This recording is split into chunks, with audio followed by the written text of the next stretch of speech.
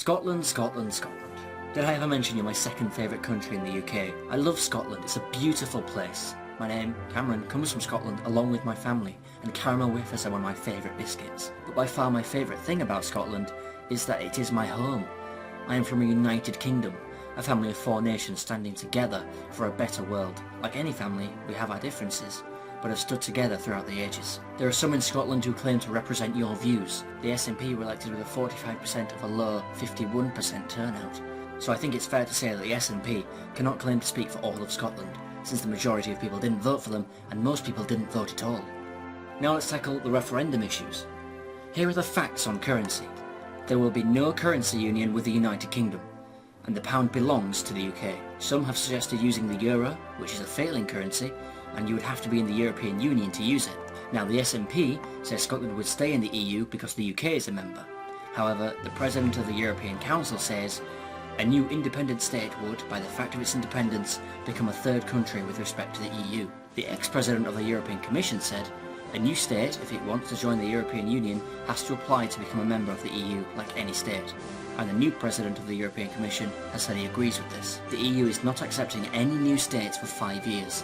And even then some countries, notably Spain, who have their own separatist problems, would be against the independent Scotland joining and could move to slow or stop them doing so.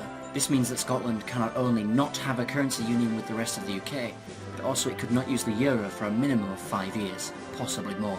To make this clear, nobody has decided what currency an independent Scotland would use. According to the former SNP deputy leader, not even the SNP have any plans. This is not a good enough offer to throw away the security of the 6th largest economy in the world and the fastest growing economy in Europe and the G7, not to mention the historic and social ties that come with the United Kingdom. The SNP claims Scotland does not get a fair deal within the United Kingdom. However, it's a fact that Scotland receives more money from the pot than it gives. For example, in 1 year, the Treasury spent £54 billion on Scotland, but only received £43.5 billion. So how will an independent Scotland pay for its services? The SNP say it will use oil profits to cover the cost of practically everything. However, with the oil running out fast, it is not a safe thing to base the economy on. Last year, the oil revenue stood at around £4.4 billion and will only get smaller. However, the budget for every Scottish school is £4.5 billion. And other services, for example pensions, will be heavily affected, as Scotland's population is ageing faster than the other members of the UK. The SNP claim no cuts will need to be made. However, the impartial Institute for Fiscal Studies estimate at least £6 billion worth of extra cuts would be needed if Scotland separates from the UK.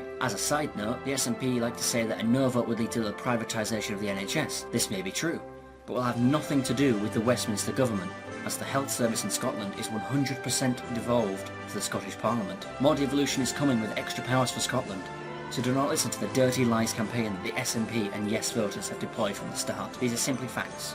There's a huge social, historic, sentimental and patriotic argument for the no vote, but I have focused on briefly touching the major economic issues. Together we beat Napoleon, the Nazis, invented penicillin, phones, photography, television, the internet, parliamentary democracy. I hope Scotland makes the right choice, and that we can face this new century together, proud and strong, just like the last. We are the British people. Long live the United Kingdom, God save the Queen, and vote no for a prosperous Scotland.